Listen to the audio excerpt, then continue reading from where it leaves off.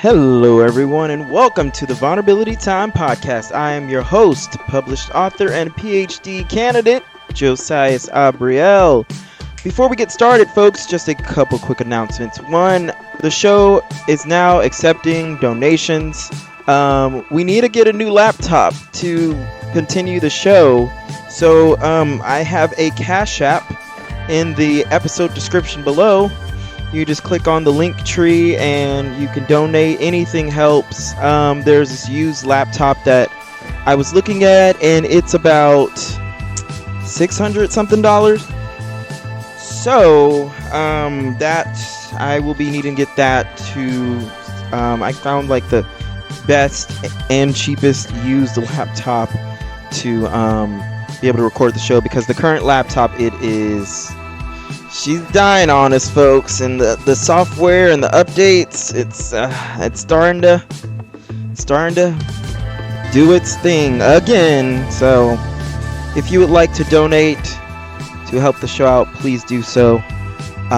Anything helps.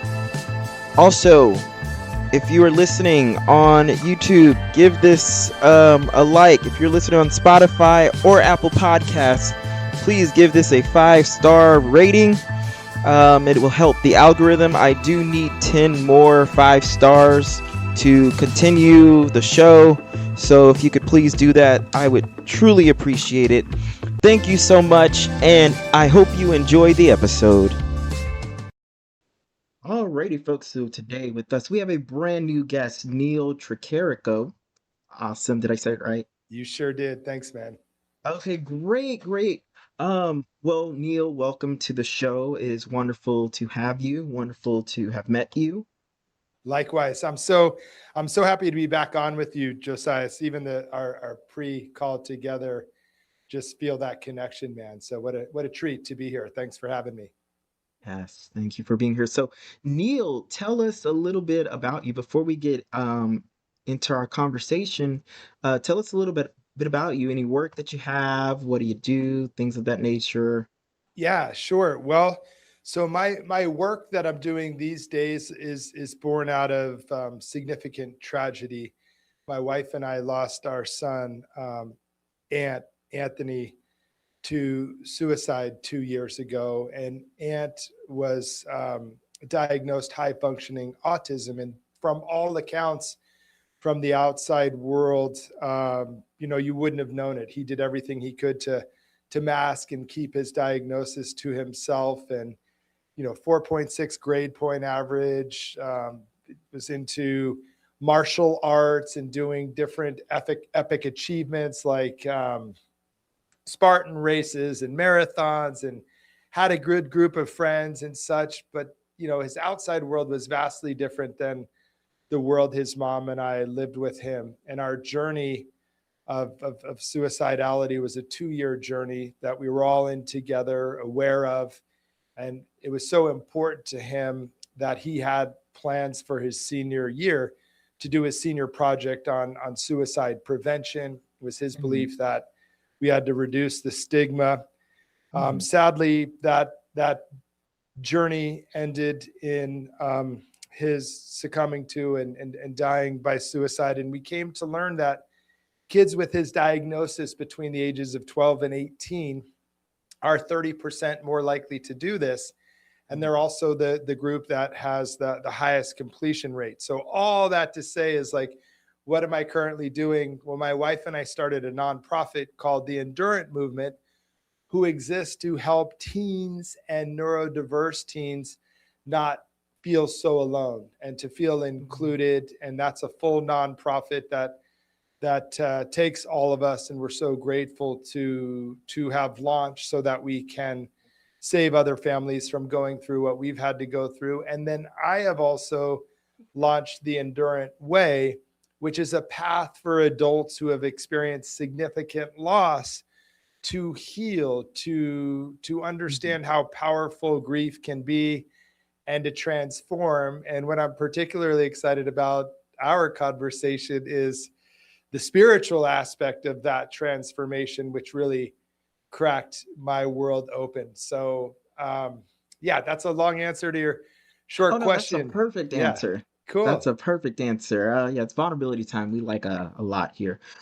Where can we find or donate to the nonprofit? Do you have a website? And if you do, it'll be in the episode description below, folks. Check it out.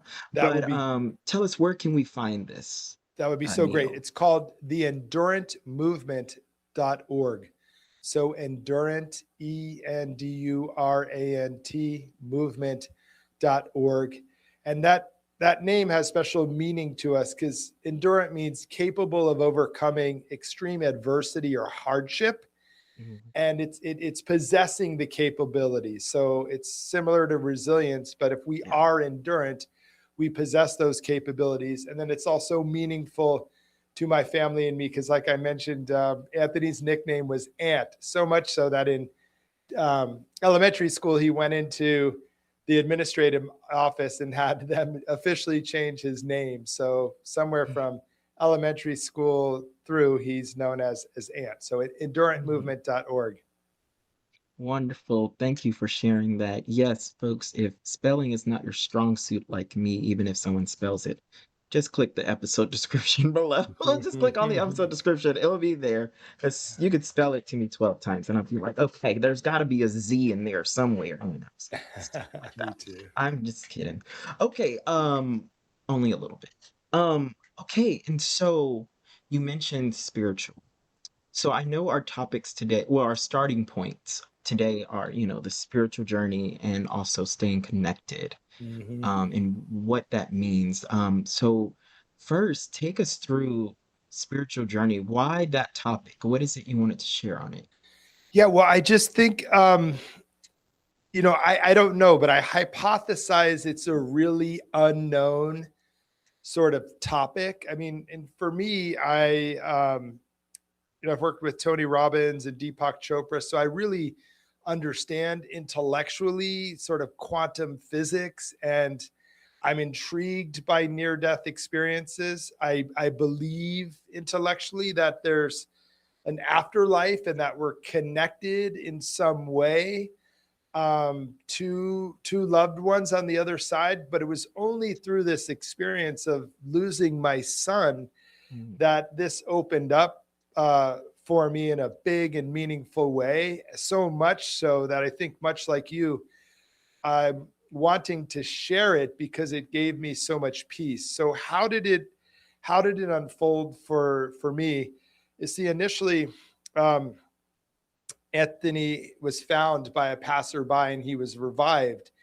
And he was in Rady Children's Hospital in San Diego for 9 weeks. And he had significant brain injuries. But through the love and care of our community, who was showing up for us every week and holding these all faiths welcome prayer circles, my family and I received different gifts. And honestly, Josiah, I'm so blessed. No fewer than three people offered us, hey, I'm curious, I don't want to sound too far out there, but if you're interested, I would like to gift you a medium reading, and so, I mean, I wouldn't say I'm a cynical person, but I mean, I don't know, it just seems kind of interesting. But in those moments where we were hospitalized, especially in that coma, it felt significantly meaningful and valuable. And mm, about 7 or 8 days into Anthony's hospitalization, my wife and I had our first medium reading, and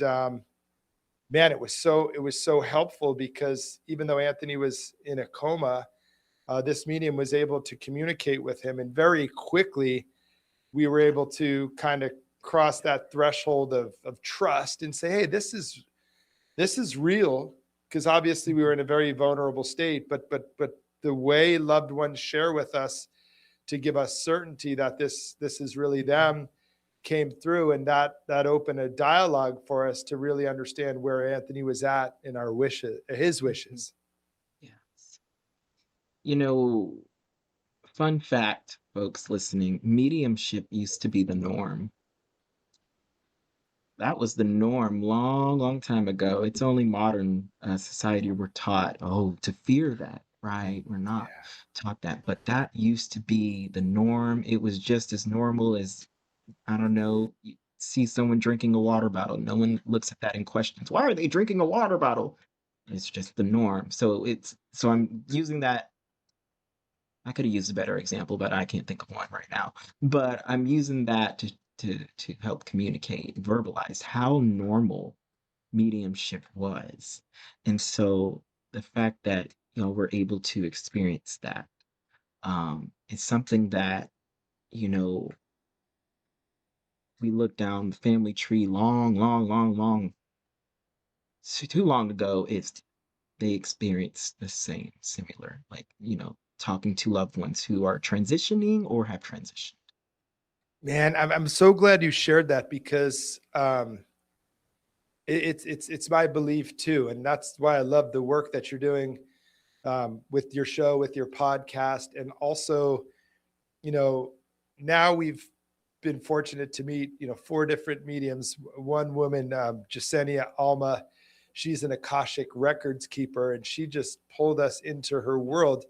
And every week we meet in a group setting, and it's really just about remembering, because this small group that my wife and I are involved in, it's so very clear that, like, yes, this is the case, and this is part of our journey. And I guess through decades of conditioning, somehow we've decided that this isn't the path, or conditioned that out, when Mm, it mhm. is my belief and lived experience that this is the true path to freedom. I mean, how could someone like myself, who's lost a child to suicide, um, still believe, and believe even more so, that life is happening for me, not to me? And Mm, it's through this connection, through this real lived experience, which, I'd love to hear a bit about your NDE. But even though I wasn't on the other side, the connection is so clear, yeah. the direction is so clear, understanding my soul's mission, and Mhm. that my son and my wife, and in large part the people who keep showing up in my world, including you, have contracted in some way for this experience, so that we might bring a greater feeling of love and light, and in our case, help these underserved neurodiverse families live. Yes, right. Exactly. I'll answer your question. I'll tell you a little bit about my NDE, but first, what did your spiritual journey look like before Mm. Anthony transitioned, before this experience? Yeah, great question. So, like I shared briefly, I mean, I've been exposed to these concepts, right? Quantum physics, Yeah. and this idea of we're souls having a human experience here on Earth, and that we're all connected. And so Yes. I understood this intellectually, and Hmm. I was very hopeful, but I didn't have any experience of that Right, right. connection. So, um, it's not that I was seeking proof, but I was never put to the test, if that makes sense. But I Right, right, believed right. and I hoped that when my time came, that I would it would feel as if I had returned home, and that whatever I had come here to experience, that I delivered to the fullest of my ability, and that I would reunite with loved ones, and that the experience would continue. But it was all an intellectual experience, Hmm. a hopeful experience. But like I said, nothing was put to the Right. test. And then I also think about religion, and I'm so grateful for people of faith, and I grew up Catholic, and that faith was helpful for me, Mm, and it always felt like there had to be something more. So all mm, that to say is, my experience before was very intellectual. I didn't realize what I know now is that I've spent the last 20 years training for mm. something that I wasn't yet aware of, why I would need it. Yeah. And so now it's um it's a different Yeah. experience, knowing it's real. Yeah. Exactly. Yes, it's very, very, very, very real. A lot of what you said is things that I learned from the other side. Um, I will say this. Most folks know, about my NDE, and so mine occurred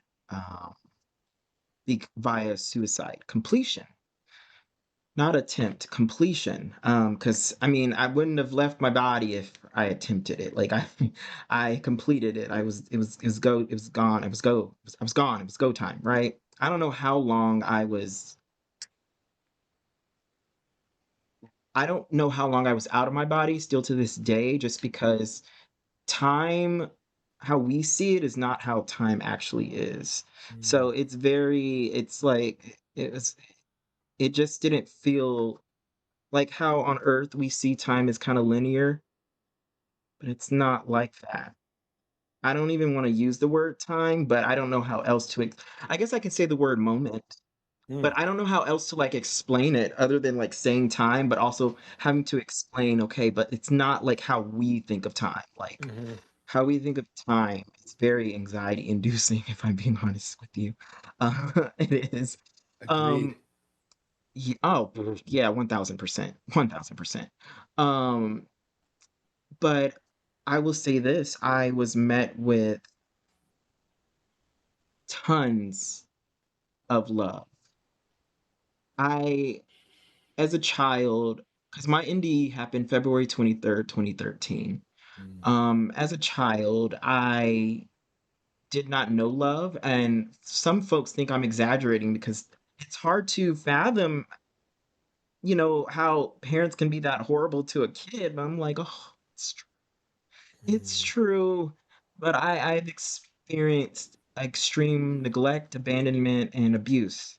And my father was a pastor, but he was also one of my abusers. mm, And so not only, so I became an atheist because of that. Um, so I didn't believe in a God, but I was like, if Jesus or God is real, they must hate me, because I was always, not only was I told, oh, I'm gay, I'm going to hell, um, that because I'm gay, I'm going to hell, it was also ingrained in my nervous system physically, because I was literally being beaten and told that, and beaten because of that. So it's like I wasn't just hearing those words, I was feeling those words on a physical level, not just an internal, emotional, mental level. I was feeling it from all facets. And so, I started self-harming. I was told by my own family that I should kill myself. So I mm, wasn't really, when all that happens to you for 15 years, eventually of course, it makes sense why I just wanted to leave, right? Though I was atheist at that time, I was like, you know what? Hell's probably real, and I'm going there. And so that's why after I took the pills, I felt extreme regret, just because I felt like, well, it just felt like I was just doomed regardless. mm, Yeah, and so then I left my body. And that's when everything changed. So I was met by one of his names was Yeshua, but modern culture calls him Jesus, even mm, though that wasn't even his original name, and he's had different iterations of names. Like for a while his name was Jesu, like, but then they were like, "Oh, that sounds too feminine," so they changed it to Jesus. But anyways, fun fact, that's who I met, and that the reason why I met, and there's more to this. I don't want to take up your episode, but I will say this. The Jesus that I met was not the Jesus that was taught about in church. mm, This being was so loving, and it was very strategic that I met that being, because I was taught that that being hated me so, so much and was going to send me to hell. That being told me the exact opposite, that hell is not real and that I am extremely loved. And something interesting that it took me years to say, because I didn't know how people were going to take this. And I still don't know how people are going to take this. I say it now and I've gotten positive reactions, but I don't fully know, but I feel like it's worth saying. It's like how we view what we call suicide or self transitioning, how we view it here on earth is not how it's viewed on the other side. You are not met with shame. You're not met with, um, I'm not invalidating people who's been affected by it. Like, no, that's completely valid. That pain is so valid, right? Especially when you understand why they left, why they transition. It can be so complex and so and things like that. But I want folks to know it's completely valid, right? I just in my life encountered a lot of people shaming the folks that don't have experience with um having someone that they love self transition. They just kind of but just talk about it and say, "Oh, they're weak." And so there's this a lot of shame. I've been told I was weak, right? There's a lot of shame, and on the other side, it is not like that at all. And so I'm like, okay, well, that's the real. And for a long time in human history, especially throughout different cultures, self-transition was never a shameful act. Um, for many cultures, it was an honor. For many cultures, it was just understood. Um, but this was also around the times where we were more connected, right? So, for example, mediumship and whatnot. So, Mm-hmm. for a lot of people, it was, okay, you're just ascending to a higher frequency, Mm-hmm. and so there was none of this.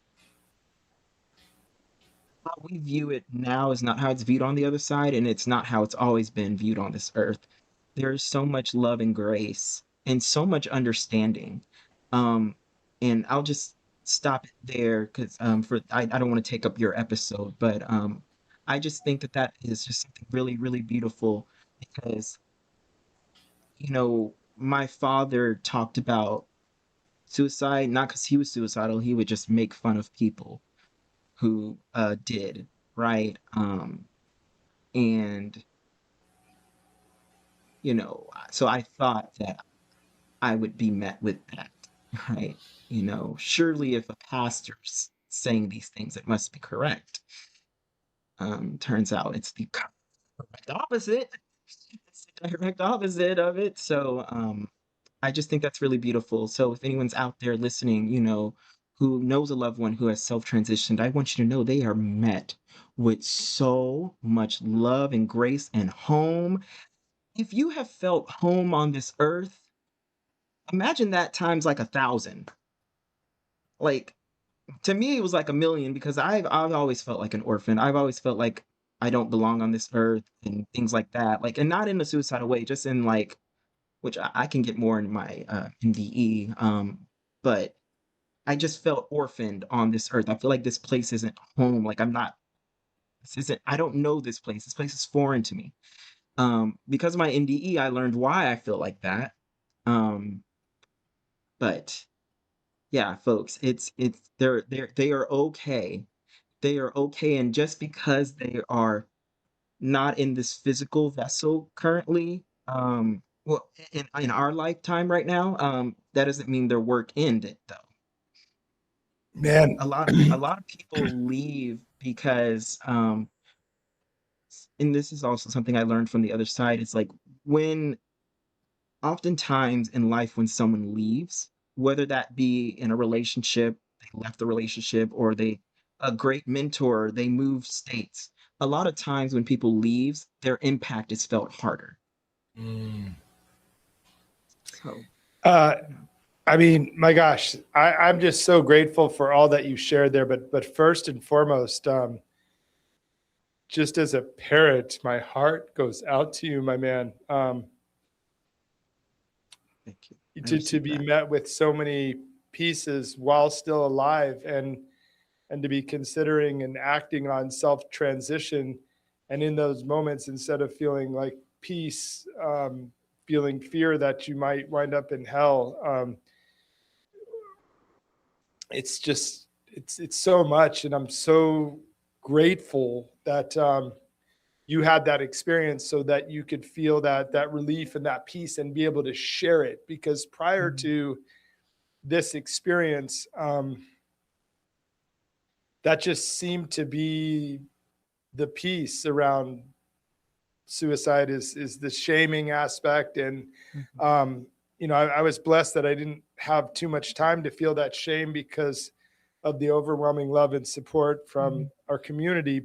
Um, but also you've left me with a gift. I've never thought about it or heard of it referred in this way in terms of self transitioning, because even though his son shared with us before that we had to remove the stigma, the shame from the word itself, like Mhm. it's still very hard. And even all the things that we're doing, we're throttled by using that word and everything. And self transition makes so much more sense. And also that last piece that you shared with me, because one of the things, so we had this 9-week experience, and then, so we had this initial medium, and we met with him a couple times, and then as Anthony's situation deteriorated and it was pretty clear he was suffering, and the vegetative state that he was in was likely going to be permanent.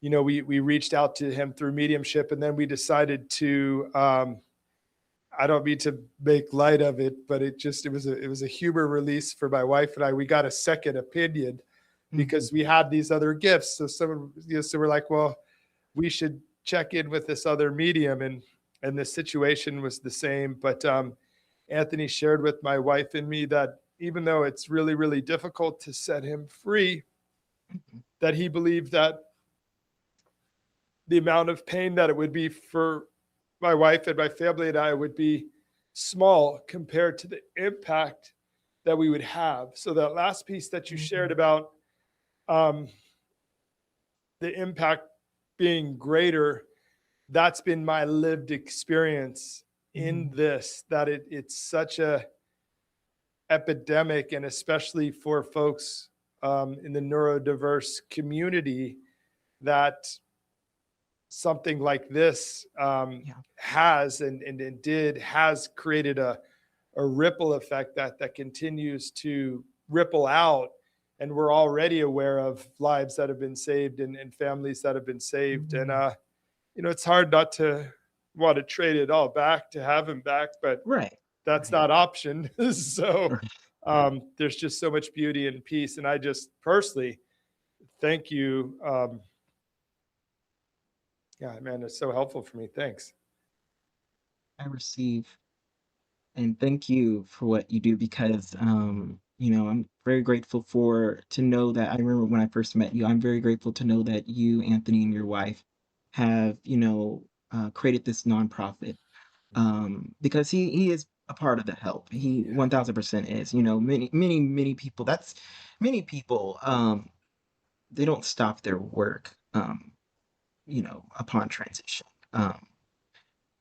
But as a neurodivergent myself, I'm very a high functioning autistic, right? And so um all I feel like already I was eventually gonna, experience suicidal ideations, because I have read a lot, not too much. Like I could definitely learn more. Um but I've read a lot about, folks with autism, and how, it's um depression and suicidal ideation. It's very common. Not saying it's not common with other people, but this is just an observable, reality that we Yes. see. I didn't know though that we were more likely. I didn't look that deep into it. I just was like, makes sense. And then also there was also trauma and stuff like that, that had an impact on my mind and body. So I had to go through, healing and therapy. I'm still in therapy. I love therapy.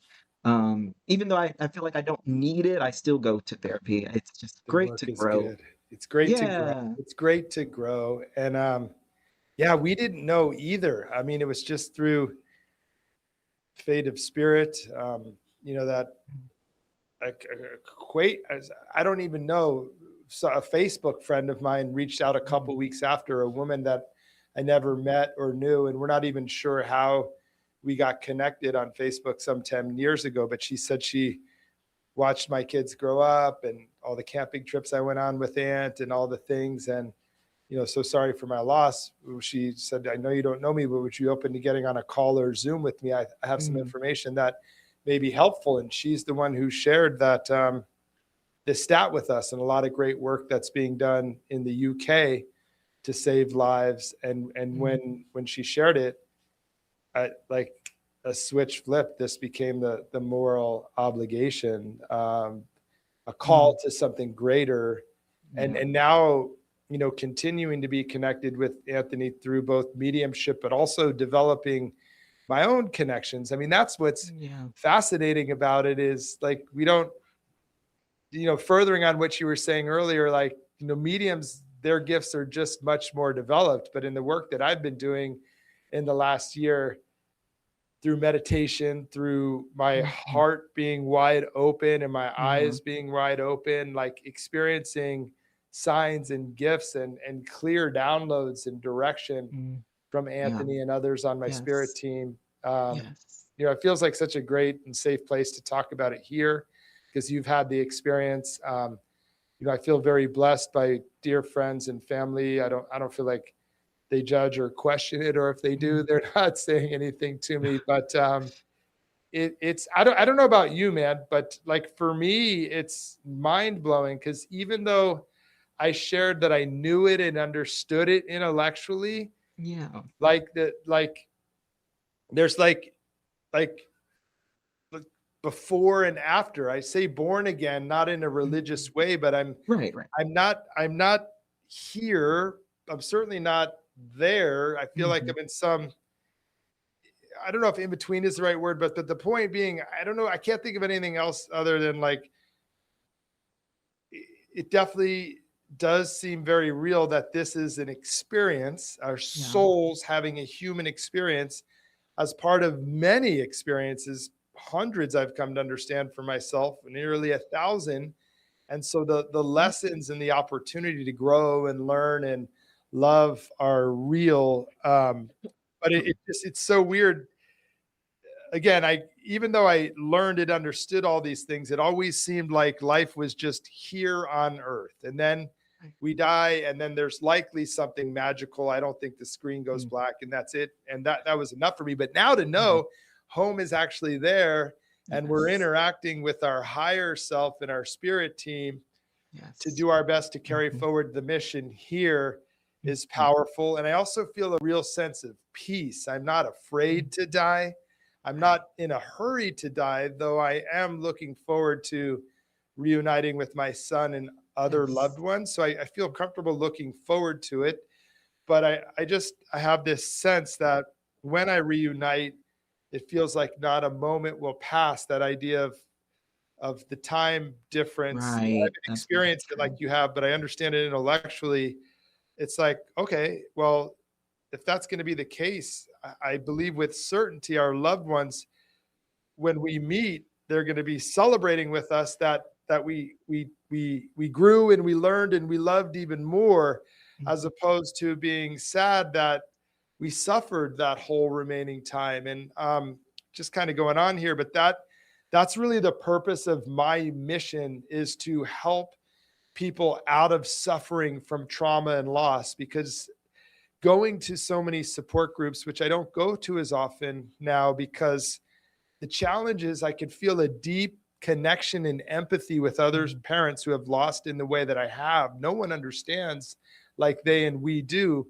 But yet, if we stay in suffering, we can empathize about the loss and, my uncle doesn't understand, or my cousin doesn't understand, or my best friend doesn't understand, but I'm not leaving those experiences feeling better. I'm feeling seen and a part of this group. But what my wish is to help people understand what I've understood is, if we could get just north of suffering, we don't have to get up off the mat, but just be looking around, just seeing that little pinhole that says, I'm in unbearable, a tremendous amount of pain. Now we have a shot, because in suffering, we're incapacitated, but pain, we could learn to carry. Like, grief has no end. The love I feel for Anthony is extraordinary, and it hurts. It's not like a broken arm where you can see my cast. You can't see my heart, but it's deep purple. It's bruised and battered, but I can experience that pain and loss. But what I'm so grateful for is my zest, my love for life. I was described by a friend as someone who squeezes every moment of joy and fun and love out of an experience, that still exists. But what's powerful is so too is this other side, this profound level of take your breath away, trauma and loss. But look at this Mhm. spectrum now. I was about to The, say the, spectrum. the Mhm. depth of emotion that I could Yeah. feel, deep, unimaginable pain, but also deep love, connection, joy, intimacy, and appreciation for life. I want to help anyone who's suffering understand that if we could just open our hearts and open our eyes to the possibility that we may be called to something greater, there's a gift in all this, not in a cliche way, but in a real deep experiential way. Yeah.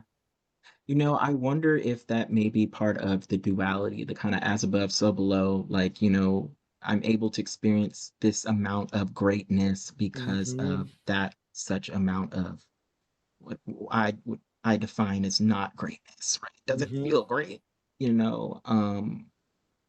And I love that you mentioned like the feeling on the spectrum, because what's really interesting is like Earth is uh now at least Earth is a very short place. Um, and it's a very unique place where you're literally able to feel such, and I've heard others say this too, you're able to feel such, it's a place where you're able to feel such mourning and joy, Mm-hmm. which on extreme levels, which, is not as that common. Mm-hmm. Um, yes, and then also, while you were talking, while I was listening, I heard feelings a lot, and I just want to applaud that because I at least was taught feelings as something that's bad, especially if it feels unpleasant, right? Mm-hmm. However, feelings, this is what someone told me before my NDE Mm. is, and I didn't understand it until years after my NDE, right? So is that those who are able to feel greatly are closer to spiritual, Mm. Mm. to the spiritual. Because and it just had this whole profound, realization years after my NDE, because I was like, that is so true. Like when I was on the other side, it was nothing but feeling. Well, of course, it was more things, but you felt love. Mm. You when there was communication, it was not verbal, it was telepathic, and you felt the words, you felt the concepts, you felt this, you felt that. It's like everything was connected, and it was felt, and it was greatly felt. It was so beautiful, of course, but it's like it wasn't just a knowing, it was so embodied, it was so felt. Mm. Um, it's literally, it's like it was our essence, Mm.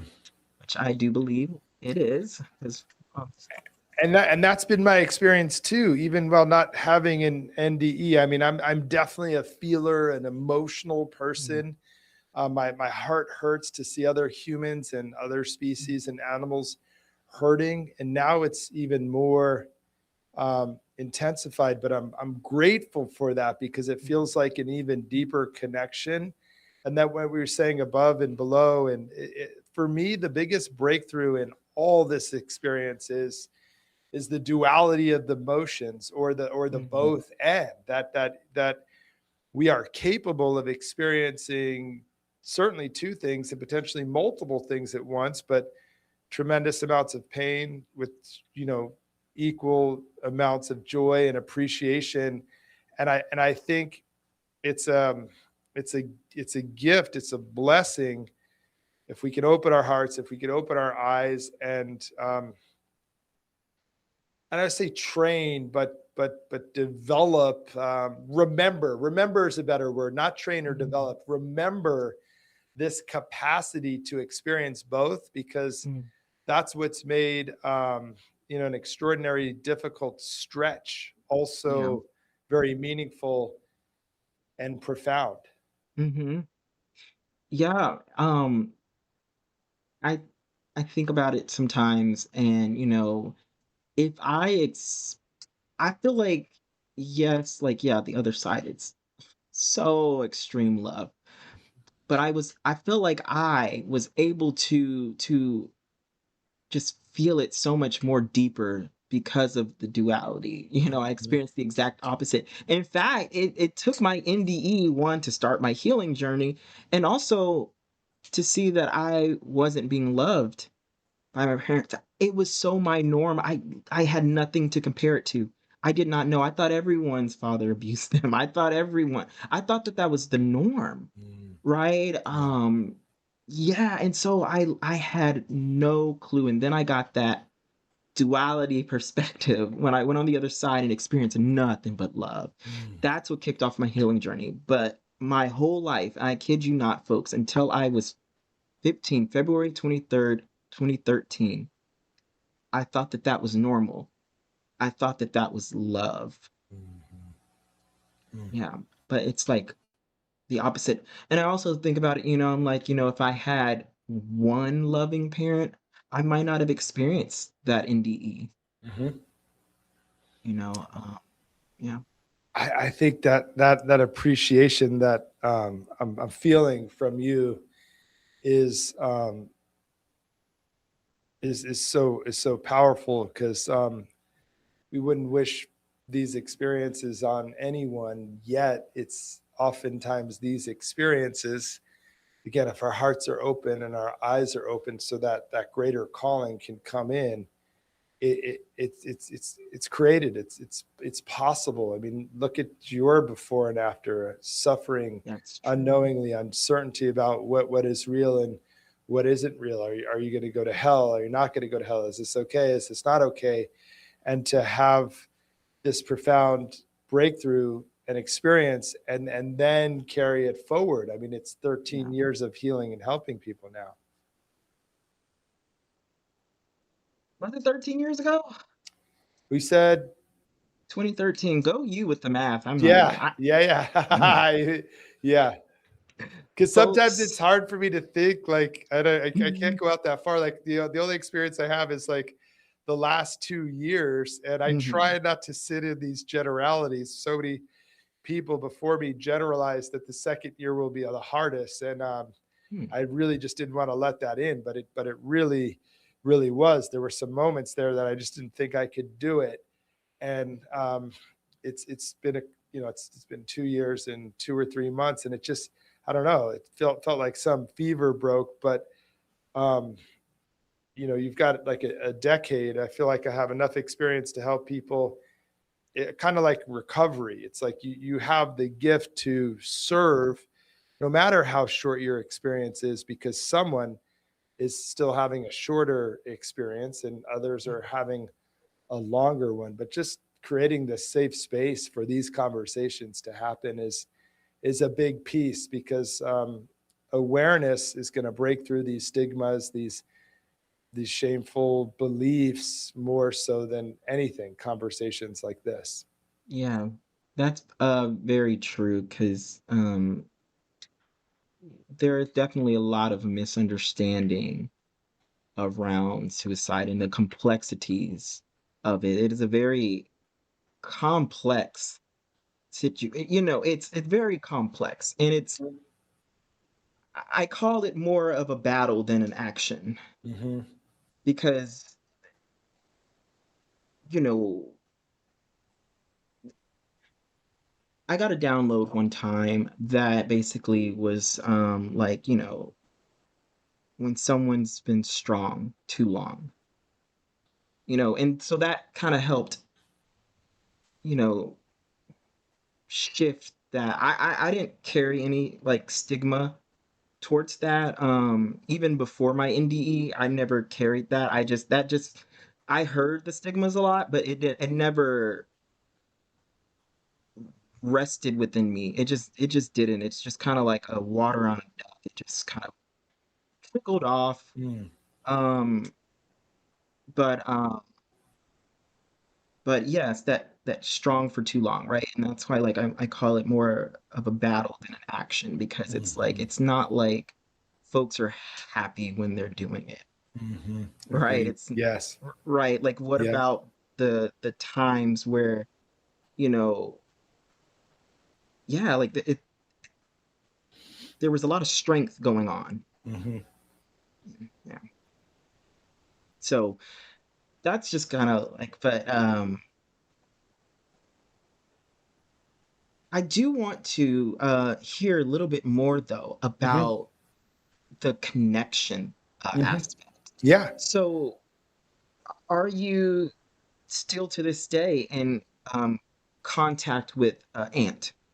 Yes. Yes. So I'm fortunate that I keep receiving, like I shared, this one woman continues to pour her soul into me, and then some of the mediums that we were fortunate enough to connect with early on, we're still in touch with, and even recently, I had a dear friend that I hadn't seen in 3-4 years just randomly reach out to me, and she's like, "Hey, I don't know if this is something you'd be interested in, but I have a medium and he does amazing work. And, I've just been praying for ways that I could help you and your family. Would you be open to having a medium reading?" And, so this was a new person about 2 or 3 weeks ago.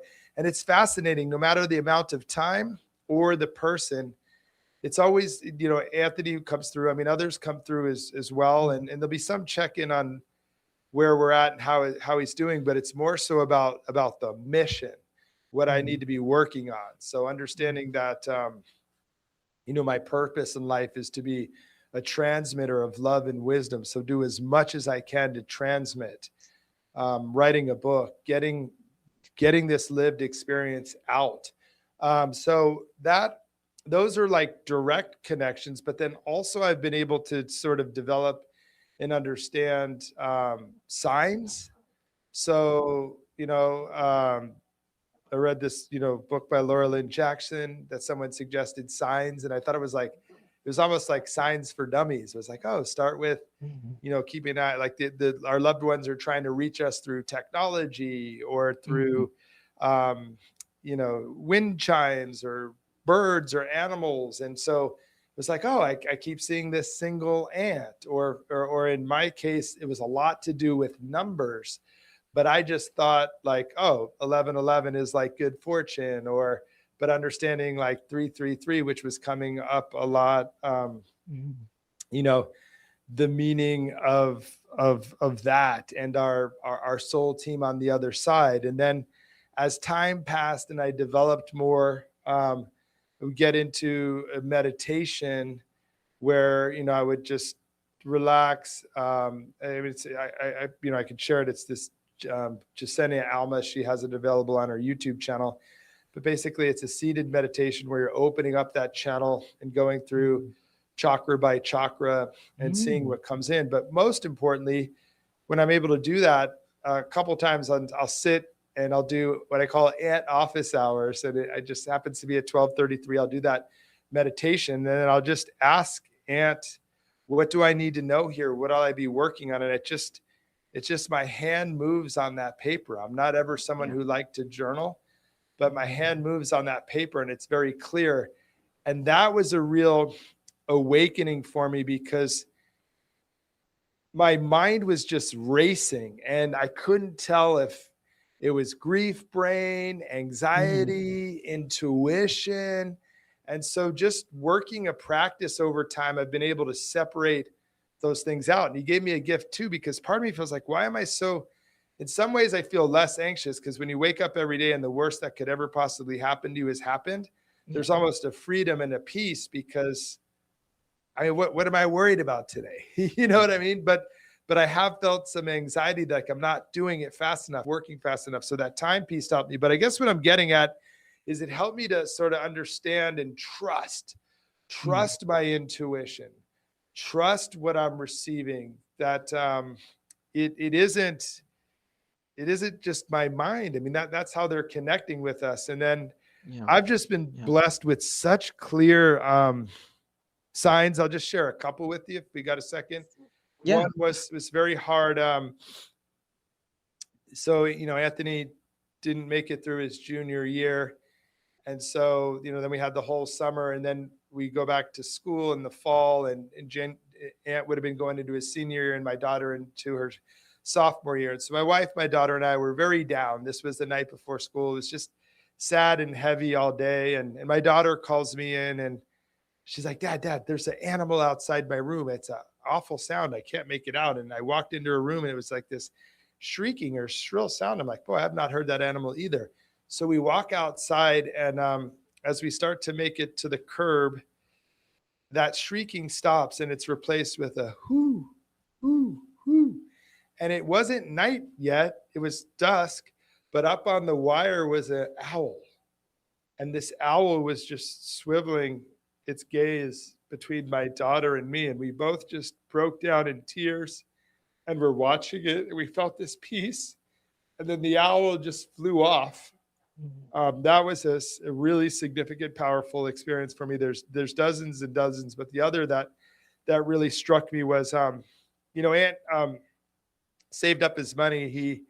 He approached me when he was younger and he said, Dad, will you be one of those parents who, if I save up money to get a car I want, will you match it? Will you match the money I save? And I was like, oh yeah, sure. I feel like he was like young, 10, 11. It was nowhere near his license. So about a month before his 16th birthday and he's getting ready to get his license, he's like, Dad, hey, I just want to check back in with you.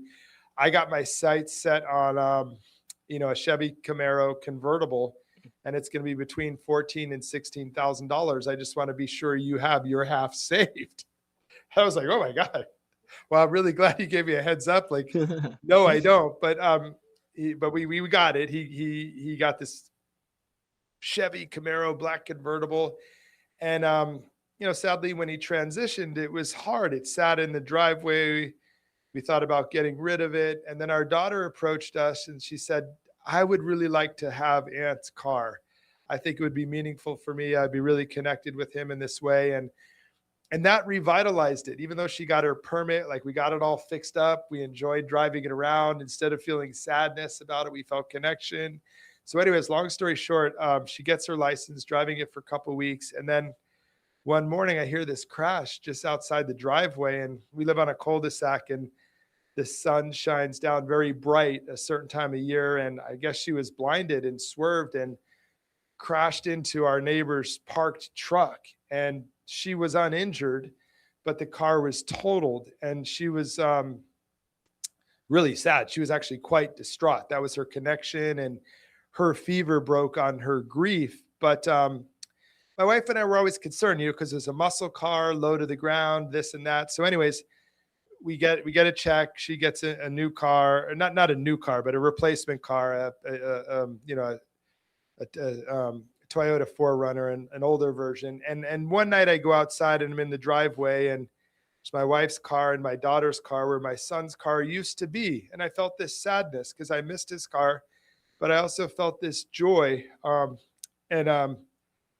said, Aunt, I never ask you for a sign, which is true. I never ask for a sign because I feel this connection. I say, never ask you for a sign. But I know you're behind this. I know you had something to do with this. It's just too convenient that she would crash safely. And I said, if you're behind this, show me a sign. And I turned to walk back in the house, and a shooting star shoots clear across the sky. I mean, within moments. So all that to say is, I imagine your audience is pretty connected and plugged in and seeking this kind of stuff. But if anyone's listening and maybe you're just like, oh, this is a grieving person, or, it's coincidence or this or that, I just really invite you to consider, like, when our hearts are open and our eyes are open, these connections exist all around us. But going all the way back to the beginning of the conversations, we've been so conditioned over time that we've forgotten. So you don't have to wait for a traumatic experience like Josiah and I have had. You can open your eyes, open your heart, and start to look around. And the first thing you'll see are angels, human beings here on earth that want to be with you and connected, and loved ones are trying to reach you in some way. So I invite you to just try some of those things on, see who's out there to connect with. I mean, it's magic. Yeah. That's beautiful. Thank you for sharing that, Neal.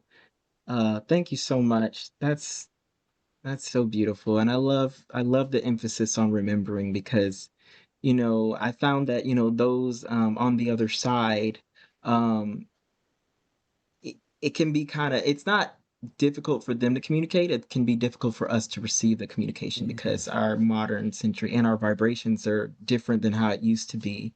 So, communication, you know, a lot of people get communicated with and they don't even realize it. they don't they don't realize it, it's so yeah, folks, I just want you to know like that was our norm for so long. So this this oh, I don't like it because I wasn't taught this. Um, that's not the norm, it's just the now. Mm. The norm was definitely, it's definitely, if you don't believe me, do research. Yeah. But Oh, and the research could be just trying it on, right? I mean, yeah, what yeah, what what if you're able to open your heart and open your eyes and have these connections that we're talking about? mhm, The energy that you're taking to talk yourself out of it, you don't even need that energy to connect. You just need to let go of all that so that the knocking on the door that your loved ones are yeah, doing right now can be received. yeah, yes. Because anytime we say something, if we say, "Can you come here really quick?" They will be there. Yeah. Now we may not be able to see them currently, um, um, and that can be due to multiple reasons, right? But fun fact, folks. So humanity, and I'll leave us off with this. And I promise this is going to make sense. So humanity currently can only hear a certain amount of frequency. We can only see a certain amount on the light spectrum. Science has proven that literally majority of our world is invisible to us. Um, Butterflies, um, they see other colors that we humans cannot see. Um, I believe it's bees as well. They see light differently, so they can't see certain colors that we can see, and vice versa. So they see other colors, and that makes sense why when I was on the other side, I saw different colors. Like the Mhm. plants, they had different colors. Now, when I say, the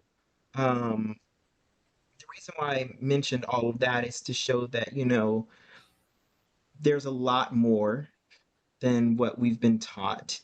And a long, long time ago, you could ask your loved one to show themselves, and once upon a time, we could see them. Mhm. We could see them. But the vibrations have changed over the centuries on purpose. But we're ascending. We're getting back slowly, Mhm. right? I believe we're getting back. I know we're getting back to it. So if a kid's saying they're seeing something, if your dog or cat is seeing something, it's there. We just can't see it. Mhm. Um, but yes, I thought I'd share that, once upon a time we could say, "Can you show yourself?" and then we could see them. And so now there has to be like all these signs, right? Because Yeah. they understand the vibration, frequency of this planet. When we can feel them and we can Yes. sense them and we can hear them in Yes. our intuition. I mean, Yeah. intuition has been such a powerful gift to me as I continue to. I mean, by no means am I there, but to continue to better understand my intuition versus my chattering, Mhm. anxious mind. Yes. Yeah. Hmm. Right. Well, man, I'm so grateful you've created this space and for having me on today and your audience. It's been quite a treat. It's been a gift having you, Neil. And I know we're wrapping up right now, folks. So I just want to sign off with this, folks. If no one today has told you that you are lovable and that you are worthy of love, allow me to be the first and allow yourself to be the second. Yes, you are lovable and you are worthy of love. And I truly, truly, truly mean that. Alrighty, well, Neil, thanks for coming on the show. Thanks for having me. Folks, stay tuned to next episode for whatever that will be.